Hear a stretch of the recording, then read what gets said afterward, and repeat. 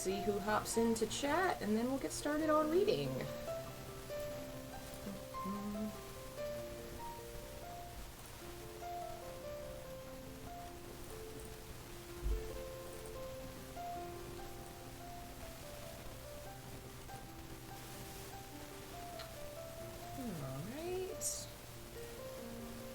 Just fixing settings and things. Let's see if this is...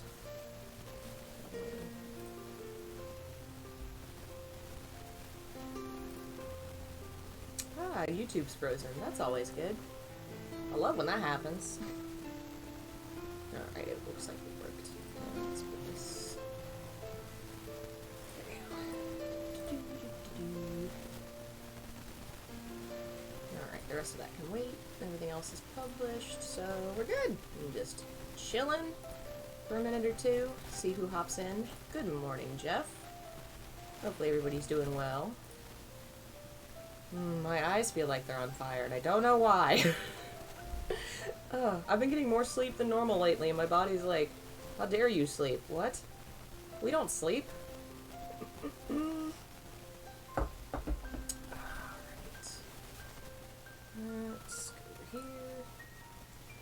We'll get started at 11 since I booted up a little bit early. Give folks time to show up.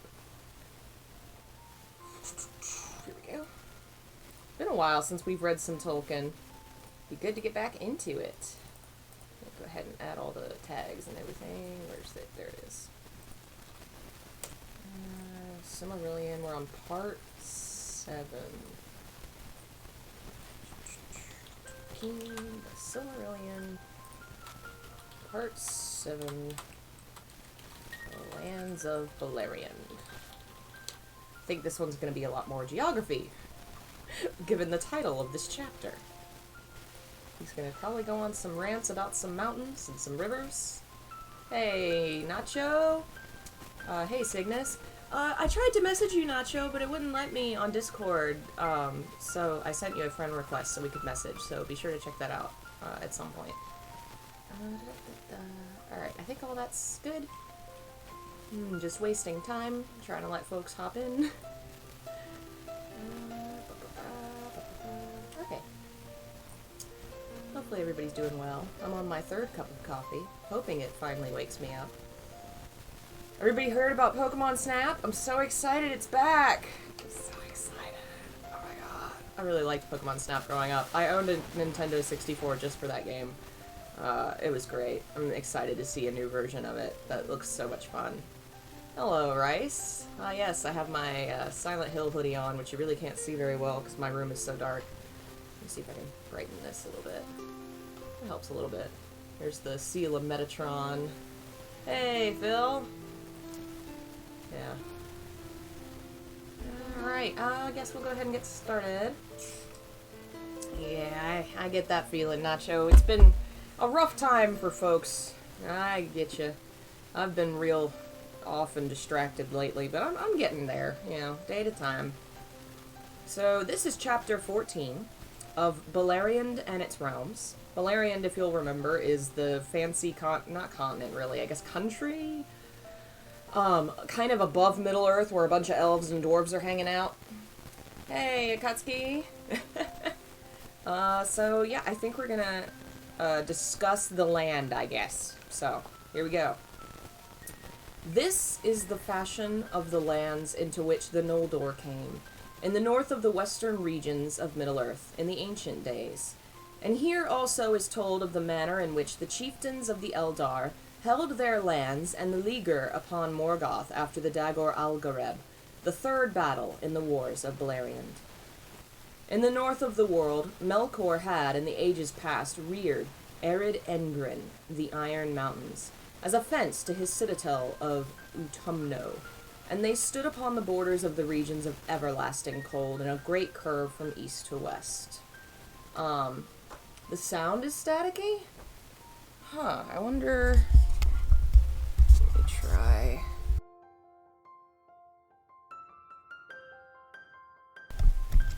Does it sound any better? Is that any better, or is it still staticky? In the meanwhile, I'm going to look up a map of Beleriand, which I probably should have done earlier.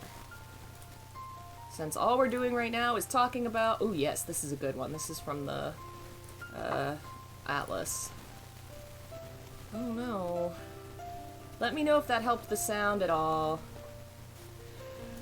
I don't want to replace Mike. Be good, Mike. Work already. No, I was trying to... No, I don't want that image.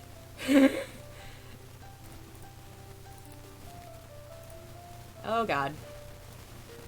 What's happened? Oh, no! No! Why? Why is the... What? No, that's not supposed to be the map. What? How is the map there twice now? What has happened? This is... Okay, that's not what I... Oh, I see what happened. Okay, I need to delete this. Oops. And then add image, add source, new. Oh man, I've totally messed this up. I'm gonna have to fix everything later. Where is my backdrop? Where'd it go? I guess I'll worry about it later. Oh well, we don't have a backdrop anymore. That's okay. So this is a map of Beleriand. I imagine it's kind of hard to read. Maybe I can make it a little bigger. There we go. That's probably good enough, I guess. Is the sound better? Okay. I don't want to start reading again unless... I wish I could hear... I guess I could try and go to the page and see how... There's gonna be an echo, but it'll only be for a second. Every once in a while, my mic decides to give me problems, but it'd been a while. I thought it was fixed, but maybe it's not. I'm just cursed. All technology around me must break.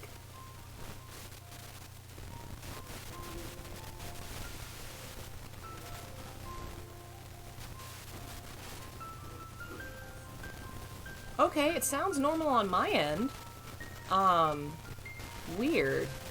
I do not know why some people are hearing static and others aren't, because when I play it, every once in a while, my mic... Huh, there is a sound in the background. It decides to give me problems, but it's been a while. I thought it was fixed, but maybe it's not. I'm just hurt. What could that sound be? Let me...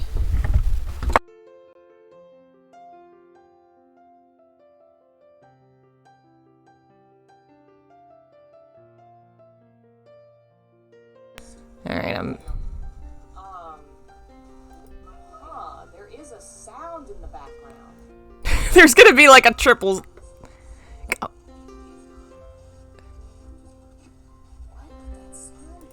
It still is not going to where we need it to be. Is the sound gone? This is hilarious. Why are you like this? Sounds like a recording of me. Oh, is it done? Is it gone? Oh, good. Thank God. Because that was going to be annoying. Let me move that. All my figurines are now thrown everywhere. I'm sorry, everyone. I'm sorry, figurines. Alright, so don't know why that happened, but clearly, hopefully, it is now done with being stupid. Get rid of all that. So there's your map. So I think he's just going to describe a bunch of shit in the area. So let's start. I'll start again from the beginning of in the north.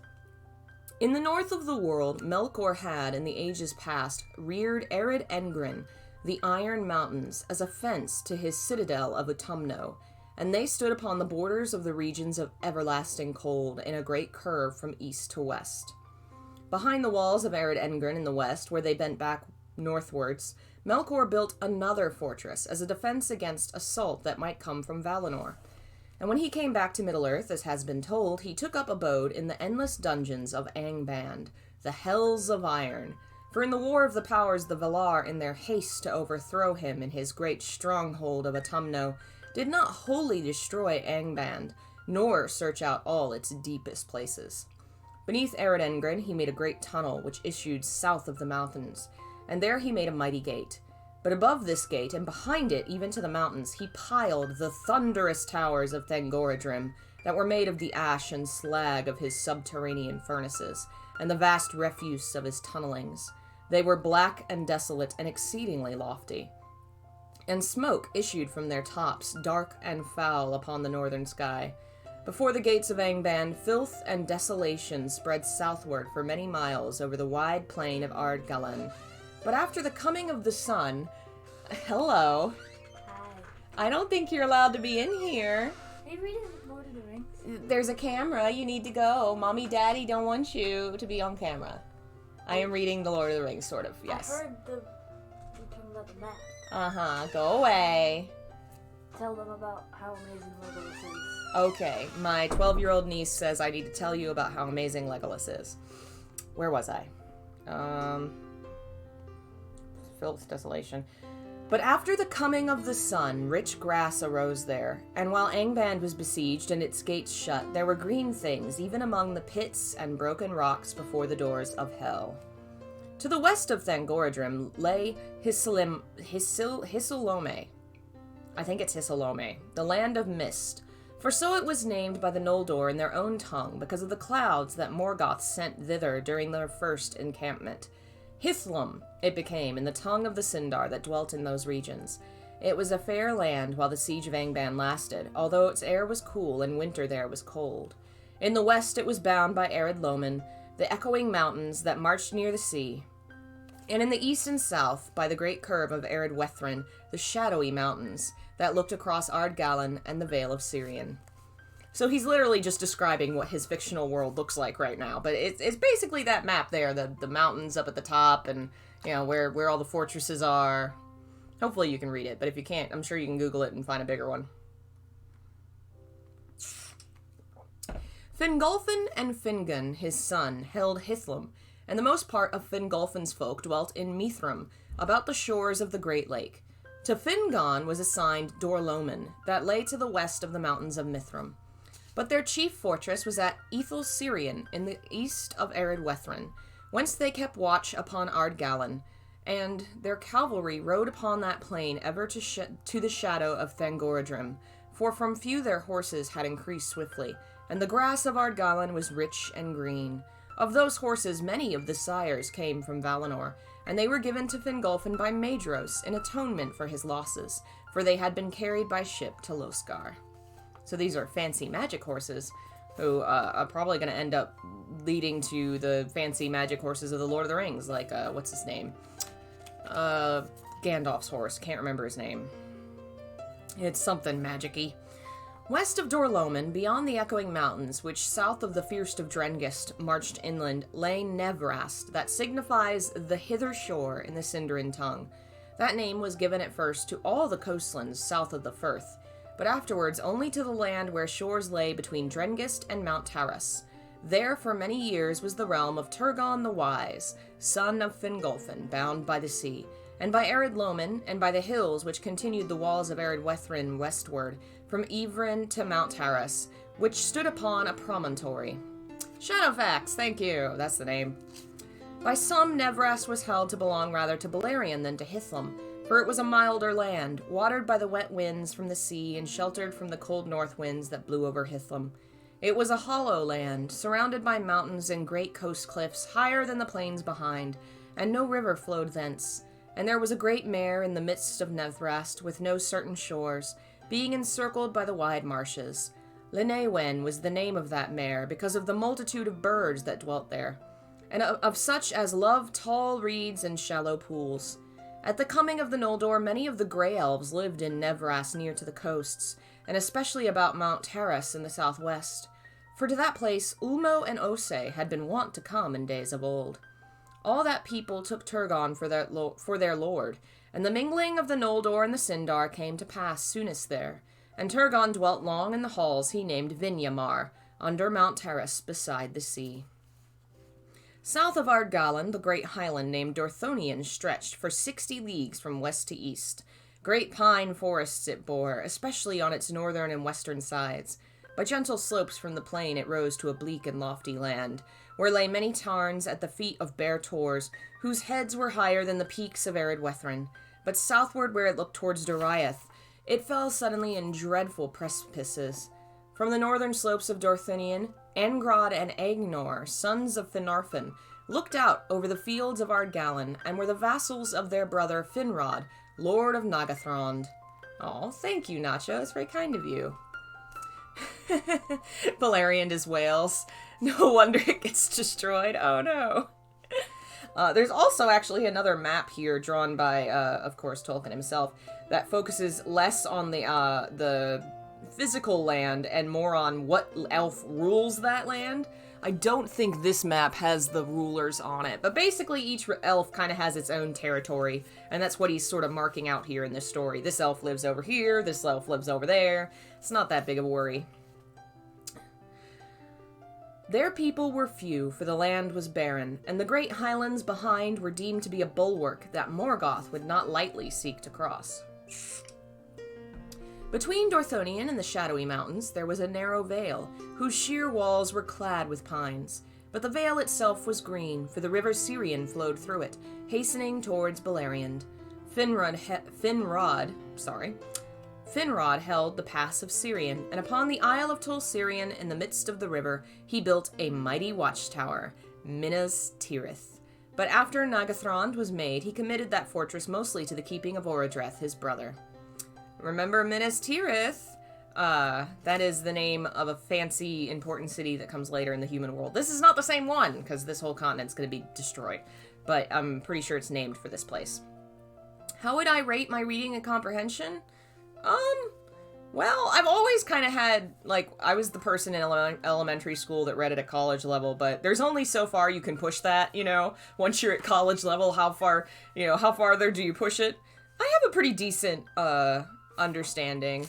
I definitely struggle with some stuff. Older, mythology books take me a long time to get through.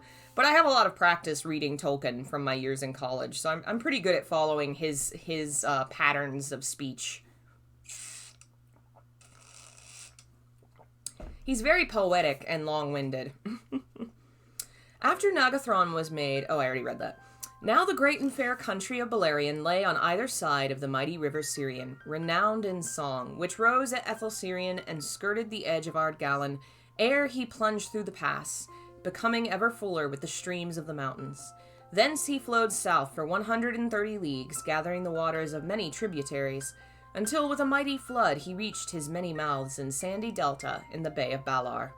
And following Sirion from north to south, there lay upon the right hand in West Beleriand the forest of Brethil, between Sirion and Teglin, and the realm of Nargothrond, between Teglin and Narog. And the river Narog rose in the falls of Ivrin, in the southern face of Dorloman, and flowed some 80 leagues ere he joined Sirion in Nantethrin, the land of willows.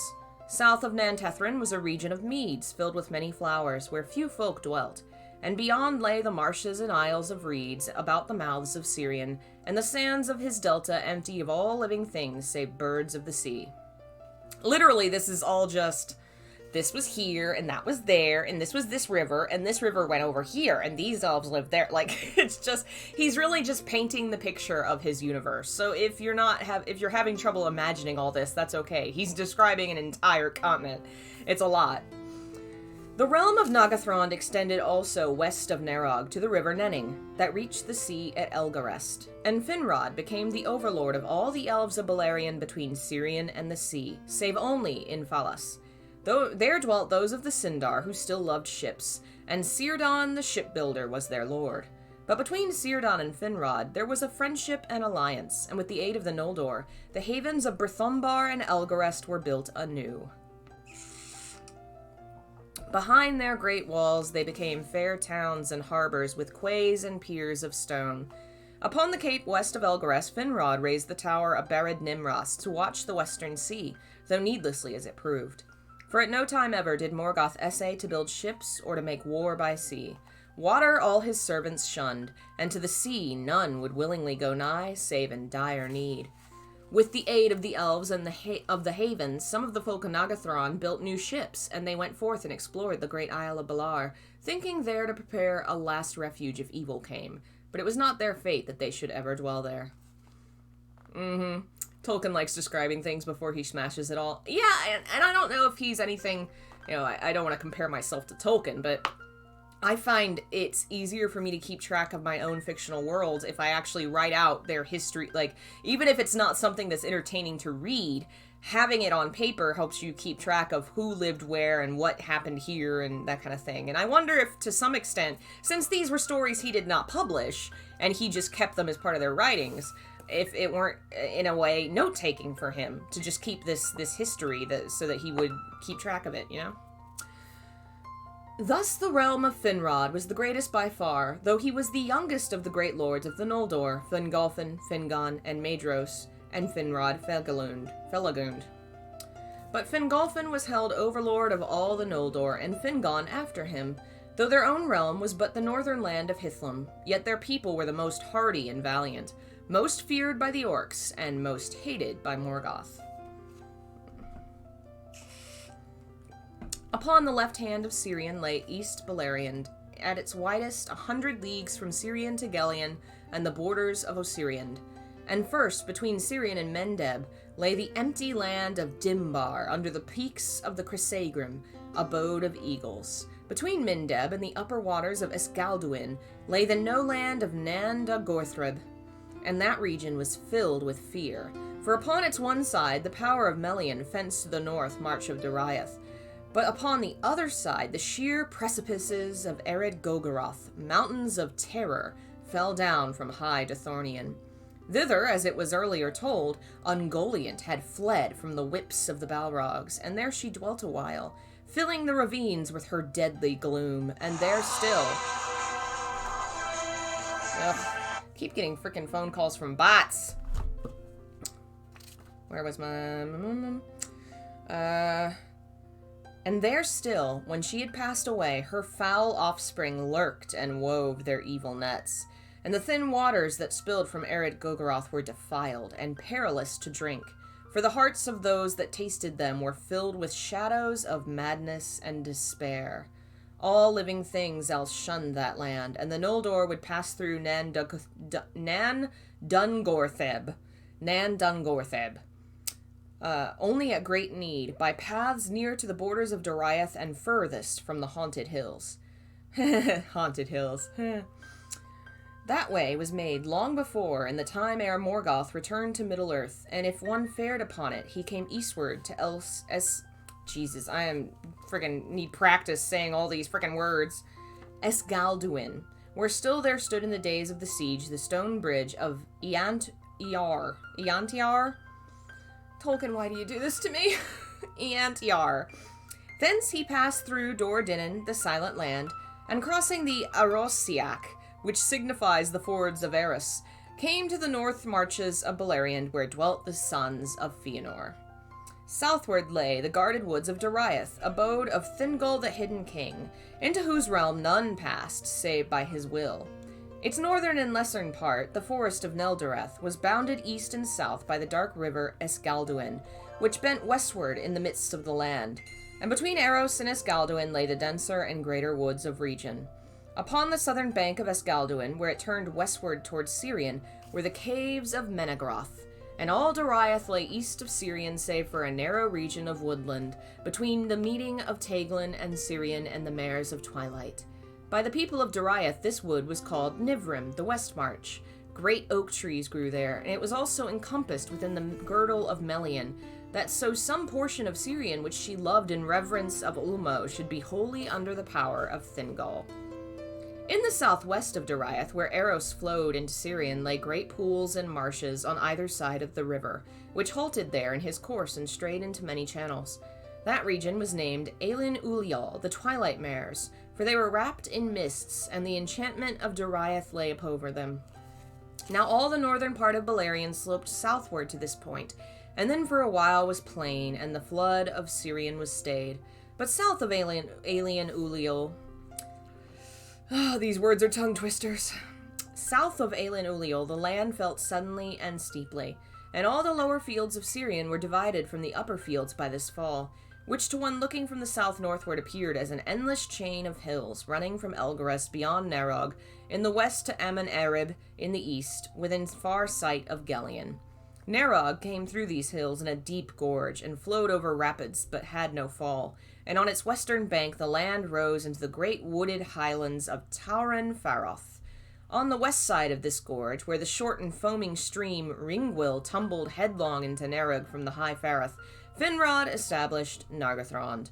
But some 25 leagues east of the gorge of Nargothrond, Cirion fell from the north in a mighty fall below the mares, and then he plunged suddenly underground into great tunnels that the weight of his falling waters delved, and he issued again 3 leagues southward with great noise and smoke through rocky arches at the foot of the hills, which were called the Gates of Cirion. I wouldn't call this entertaining reading, and yet he manages to make geography very pretty. It's very poetic, and it has a nice tempo and pattern to it, but he's literally just saying this river goes here and it breaks with this river, and between those 2 rivers was this forest, and then they went down here. It's really kind of funny. Like, you wouldn't actually write a book like this.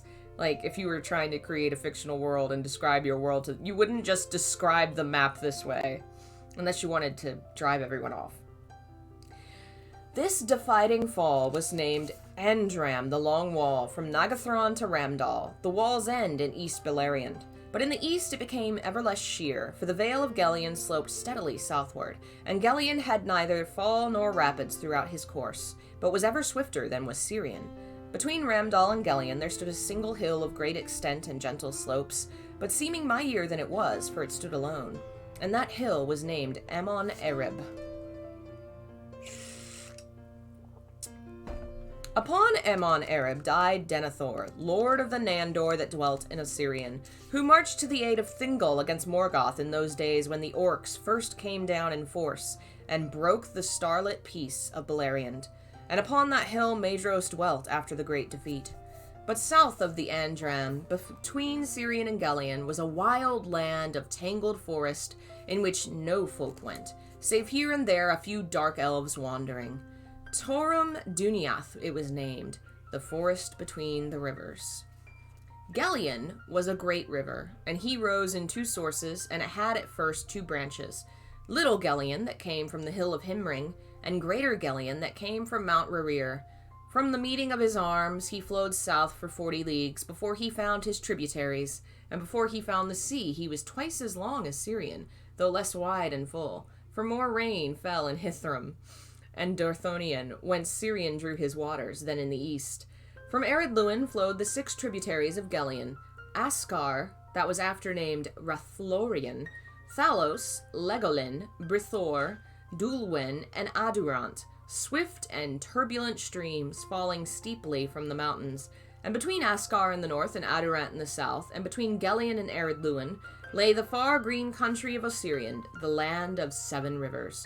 Now at a point nearly midway in its course, the stream of Adurant divided and then joined again, and the island that its waters enclosed was named Tol Gallen, the Green Isle. There Beren and Luthien dwelt after their return. In Osirion dwelt the Green Elves in the protection of their rivers, for after Cirion, Ulmo loved Gellion above all waters of the western world. The woodcraft of the elves of Osirion was such that a stranger might pass through their land from end to end and see none of them. They were clad in green in spring and summer, and the sound of their singing could be heard even across the waters of Gellion. Wherefore the Noldor named the country Lindon, the land of music, and the mountains beyond they named Ered Lindon, for they first saw them from Osiriand. East of Dorthonion, the marches of Beleriand were most open to attack, and only hills of no great height guarded the Vale of Gellion from the north. In that region, upon the march of Maedhros, and in the lands behind, dwelt the sons of Fëanor with many people, and their riders passed over often the vast northern plain, Lothland, the wide and empty east of Ardgallen, lest Morgoth should attempt any sortie towards East Beleriand. The chief citadel of Maedhros was upon the hill of Himring, the Evercold, and that was wide-shouldered, bare of trees, and flat upon its summit, surrounded by many lesser hills. Between Himring and Dorthonion was a pass, exceedingly steep upon the west, and that was the pass of Eglon, and was a gate unto Doriath, and a bitter wind blew ever through it from the north. But Celogorm and Carufin fortified Eglon and held it with great strength, and all the land of Himland southward between the river Aros that rose in Dorthonion and his tributary Selon that came from Himrin. Between the arms of Gelion was the ward of Maglor, and here in one place the hills failed altogether. There it was that the orcs came into East Beleriand before the third battle. Therefore the Noldor held strength of cavalry in the plains at that place, and the people of Caranthir fortified the mountains to the east of Maglor's Gap. There Mount Rurir, and about it many lesser heights, stood out from the main range of Ered Linden westward, and in the angle between Rurir and Ered Linden there was a lake, shadowed by mountains on all sides save the south. That was Lake Helivorn, deep and dark, and beside it Caranthir had his abode. But all the great land between Gelion and the mountains, and between Rurir and River Askar, was called by the Noldor Thargelion, which signifies the land beyond Gelion, or Dor Caranthir, the land of Caranthir, and it was here that the Noldor first met the dwarves. But Thargelion was before called by the Grey Elves Talath Ruren, the East Vale. Thus the sons of Fëanor under Maedhros were the lords of East Beleriand, but their people were in that time mostly in the north of the land, and southward they rode only to hunt in the green woods. But there Amrod and Emras had their abode, and they came seldom northward while the siege lasted. And there also of the elf lords would ride at times, even from afar, for the land was wild but very fair. Of these, Finrod Felagund came most often, for he had great love of wandering, and he came even into Assyriand and won the friendship of the Green Elves. But none of the Noldor went ever over Ered Linden while their realm lasted, and little news and late came into Beleriand what passed in the regions of the east. Oh, thank you, Nacho. Whew! Oh, I scared Bob. I'm sorry, Bob, come back. So, I'm gonna pull up another map just to discuss what the major portion of that whole bit was about. Let's see, Tolkien map of Beleriand Lords, maybe? Because in his book, he has written where all the various elf lords live in this area. I am not seeing that map online, unfortunately. Oh, here it is. Yeah, let me save and pull that up.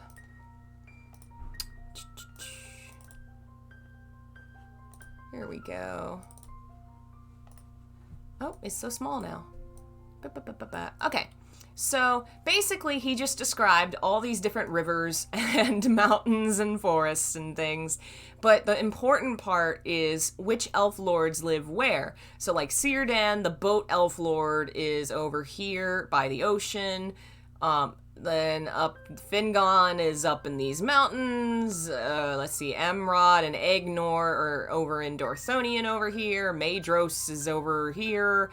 Celagorm and Carufin, who are both going to be assholes, are below the mountains. Amrod and Amras, who I think are the twins, are in the fields over there. Thingol and Melian have their secret kingdom in the middle. Caranthir is over by the rivers. I think that's all the important people. But yeah, so basically he just spent a whole chapter saying this is what the geography looks like. These are the places where the various elves live, and kind of setting the stage for what is inevitably going to happen as the story continues. You know, as elves fight over territory or fight in different places and that kind of thing. I'm just going to leave that map right there. All right. So now we are on chapter 15 of the Noldor in Beleriand. It has been told how by the guidance of Ulmo, Turgon of Nevras discovered the hidden vale of Tum-Ladin, and that, as was after known, lay east of the upper waters of Sirion, in a ring of mountains tall and sheer, and no living thing came there save the eagles of Thorondor. So to remind you, last time there were some elves that had dreams. They had dreams about, I want to make a cool city. And so the god of the sea gave them some dreams and said, hey, if you go to this place, it would be a great place for a city. Turgon was one of them, and he found a secret mountain cave. It's like a valley within a bunch of mountains that nobody can get to, and he found the secret entrance into it, so he's going to build a secret city in the mountains. There was a deep way under the mountains, delved in the darkness of the world by waters that flowed out to join the streams of Sirion.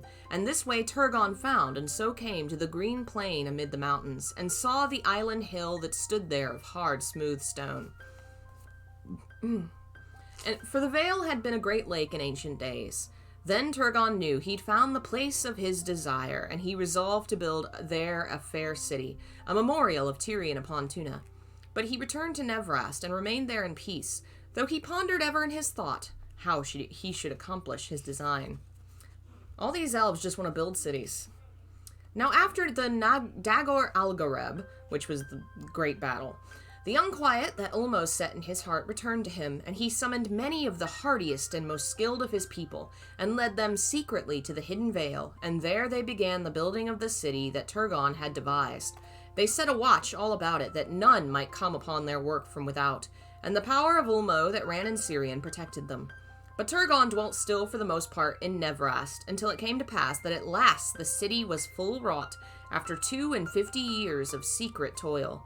It is said that Turgon appointed its name to be Ondolinde in the speech of the elves of Valinor, the rock of the music of water.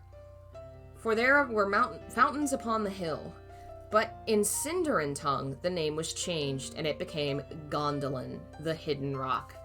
Then Turgon prepared to depart from Nevrast and leave his halls in Vinyamar beside the sea. And there Ulmo came to him once again and spoke with him. He said, "Now thou shalt go at last to Gondolin, Turgon, and I will maintain my power in the Vale of Sirion." Oh, that's my medication alarm. I'll take it after. Vale of Sirion. "And in all the waters therein, so that none shall mark thy going, nor shall find there the hidden entrance against thy will. Longest of all the realms of the Eldali shall Gondolin stand against Melkor. But love not too well the works of thy hands and the devices of thy heart. And remember that the true hope of the Noldor lieth in the west and cometh from the sea." So Gondolin's going to be one of the most important and famous elven cities. You may remember in the Lord of the Rings it's mentioned that the sword that Bilbo has and that Gandalf has were made in Gondolin.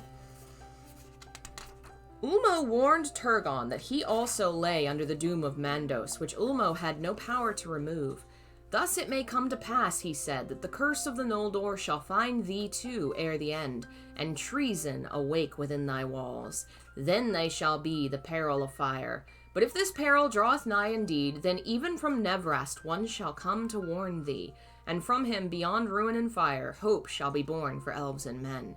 Leave therefore in this house arms and a sword, that in years to come he may find them, and thus shalt thou know him, and not be deceived." In other words, Ulmo saying, hey, everything is fucked up here in Middle-earth because of Melkor and curses and people doing stupid shit.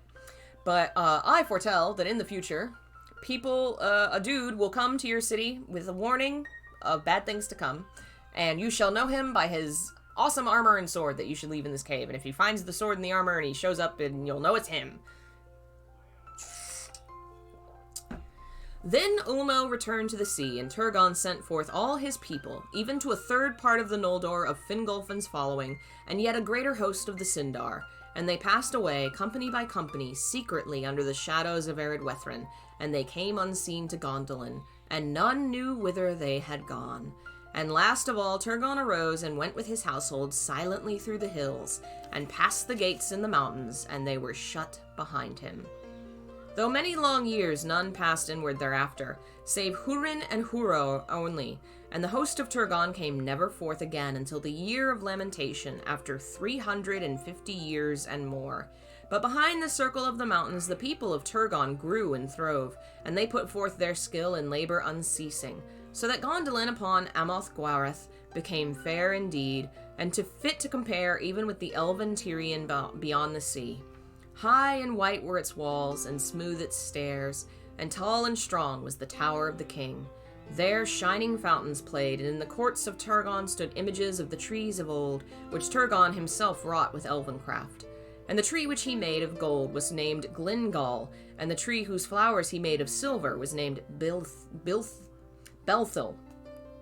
But fairer than all the wonders of Gondolin was Idril, Turgon's daughter, she that was called Celenbrindal, the Silverfoot, whose hair was as the gold of Laurelin before the coming of Melkor. Thus Turgon lived long in bliss, but Nevrast was desolate and remained empty of living folk until the ruin of Beleriand. So, in other words, Turgon built his cool fancy city. He told all his cool friends about it. They all snuck away into the secret city, and they hid there because, Melkor is being shitty, and there's orcs, and they didn't want anybody to know where they were, so they just hid in their mountain. And he had a pretty daughter named Idril, whose life is going to suck. Now, while the city of Gondolin was built in secret, Finrod Felagund wrought in the deep places of Nagathrond. But Galadriel, his sister, dwelt, as has been told, in Fingon's realm in Doriath. At times, Melian and Galadriel would speak together of Valinor and the bliss of old. But beyond the dark hour of the death of the trees, Galadriel would not go, but ever fell silent. And on a time Melian said, "There is some woe that lies upon you and your kin. That I can see in you, but all else is hidden from me. For by no vision or thought can I perceive anything that past or passes in the west.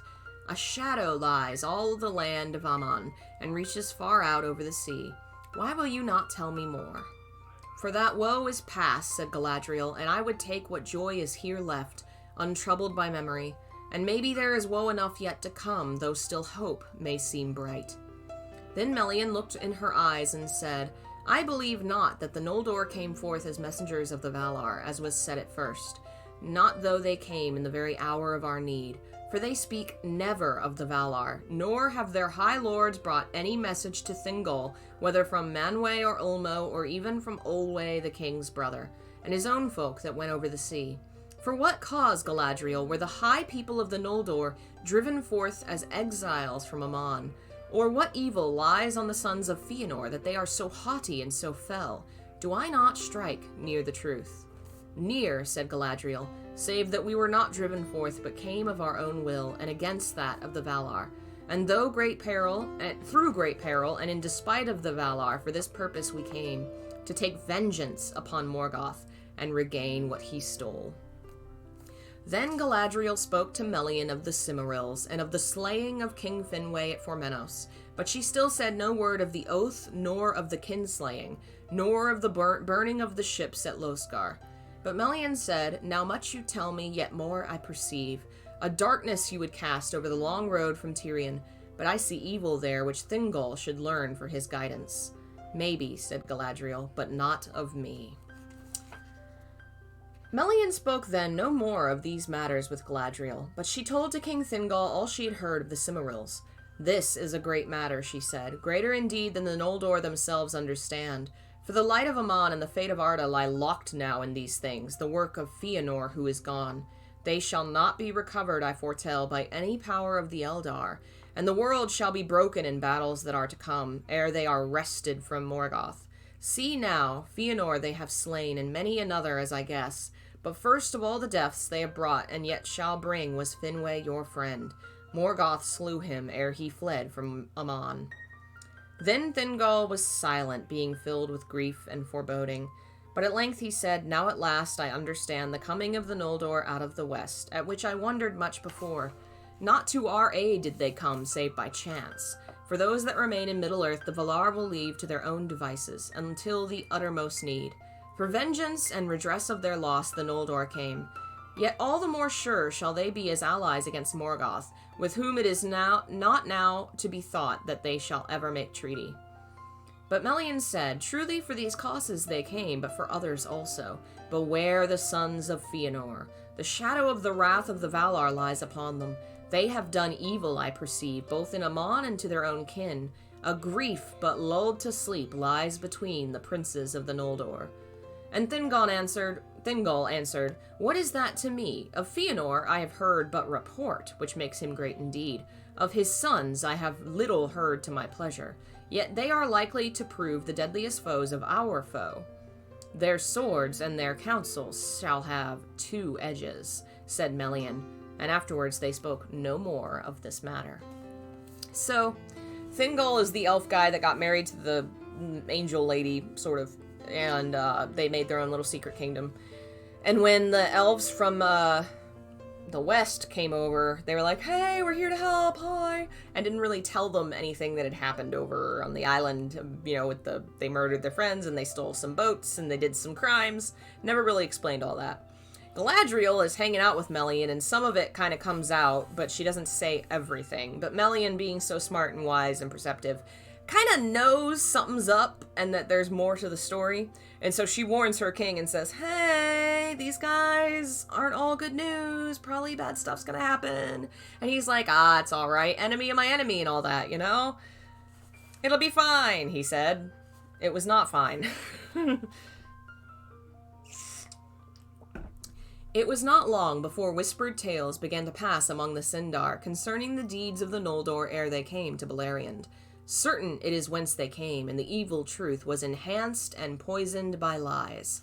But the Sindar were yet unwary and trustful of words, and as well may be thought, Morgoth chose them for his first assault of his malice, for they knew him not. And Círdan, hearing these dark tales, was troubled, for he was wise and perceived swiftly that true or false they were put about at this time through malice, though the malice he deemed was that of the princes of the Noldor because of the jealousy of their houses. Therefore he sent messengers to Thingol to tell all he had heard. Yeah, so the fact that they didn't tell the truth is now working against them because Morgoth is spreading lies and making it out to be worse than it was. It chanced that at the time the sons of Finarfin were again the guests of Thingol, for they wished to see their sister Galadriel. Then Thingol, being greatly moved, spoke in anger to Finrod, saying, I'll have you done to me, kinsman, to conceal so great matters... Ill have you done to me, kinsman, to conceal so great matters from me. For now I have learned of all the evil deeds of the Noldor. But Finrod answered, What ill have I done you, lord? Or what evil deed have the Noldor done in all your realm to grieve you? Neither against your kingship, nor against any of your people have they thought evil or done evil. I marvel at you, son of Irwin, said Thingol, that you would come to the board of your kinsmen thus red-handed from the slaying of your mother's kin, and yet say naught in defense nor seek any pardon. Then Finrod was himself troubled, but he was silent, for he could not defend himself, save by bringing charges against the other princes of the Noldor, and that he was loath to do before Thingol. But in Angrod's heart the bitter memory of the words of Caranthir welled up again, and he cried, Lord, I know not what lies you have heard nor whence, but we came not red-handed.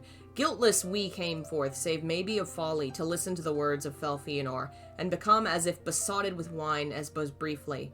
No evil did we do on our road, but suffered ourselves great wrong and forgave it. For this we are named tale-bearers to you, and treasonable to the Noldor. Untruly as you know, for we have of our loyalty been silent before you, and thus earned your anger. But now these charges are no longer to be borne, and the truth you shall know. Then Angron spoke bitterly against the sons of Fëanor, telling of the blood at Aqualonde, and the doom of Mandos, and the burning of the ships at Loscar. And he cried, Wherefore should we that endured the grinding ice bear the name of kinslayers and traitors? So in other words, there was the two groups. There was Fëanor's family and Fingolfin's family. Fëanor's family was the one that charged ahead and said, and they got angry and they killed some people and stole some boats. The Fingolfin's group came late and they're like, oh no, there's been murder, oh crap, what the hell? And then they were abandoned and left behind and they didn't get any boats, so they had to cross the ice by themselves. So this elf is basically saying, hey, we made the mistake of listening to Fëanor, but we didn't murder anybody, and we didn't steal any boats. We had to walk here across ice. Don't accuse us of this stuff. He's very upset. Finrod didn't say anything because he didn't want to speak out against his friends. Yet the shadow of Mandos lies on you also, said Melian. Thingol was long silent ere he spoke. Go now, he said, for my heart is hot within me. Later you may return, if you will, for I will not shut my doors forever against you, my kindred, that were ensnared in the evil you did not aid. With Fingolfin and his people also I will keep friendship, for they have bitterly atoned for such ill as they did. And in our hatred of the power that wrought all this woe, our grief shall be lost. But hear my words. Never again in my ears shall be heard the tongue of those who slew my kin in Aqualonde. Nor in all my realm shall it be openly spoken while my power endures. All the Sindar shall hear my command that they shall neither speak with the tongue of the Noldor nor answer to it. And all as such use it shall be held slayers of kin and betrayers of kin unrepentant. Tolkien's gotta come back to language every time. Every time. Every time. I shall let you, my kin, come back into this house. But if you speak the language of those murderers, I shall banish you forthwith. How dare you? You are not allowed to speak English because English people murdered my cousin. It's such a silly thing to say.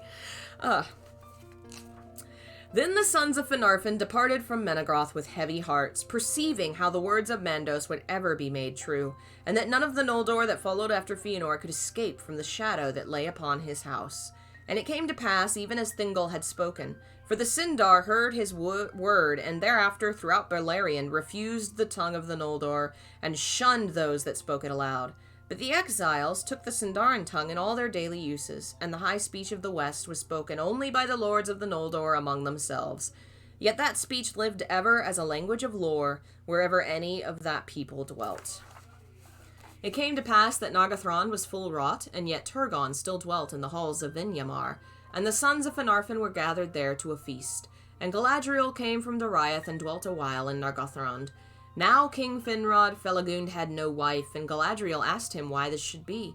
But foresight came upon Felagund as she spoke, and he said, An oath I too shall swear, and must be free to fulfill it and go into darkness.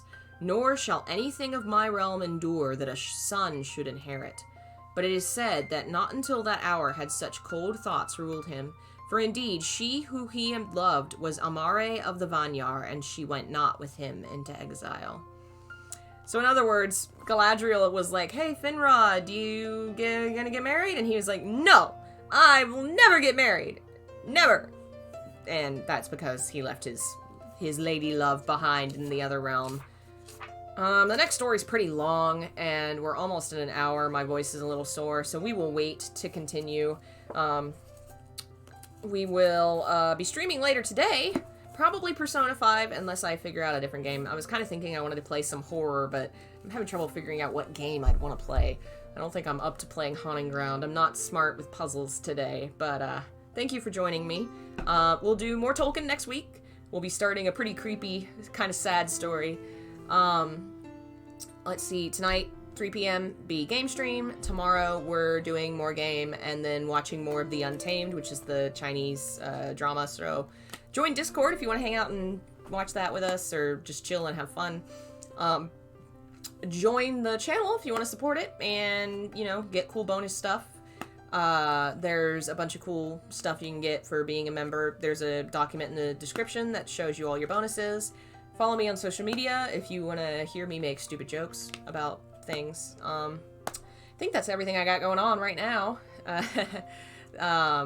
Turin? Nah, next chapter is Maeglin.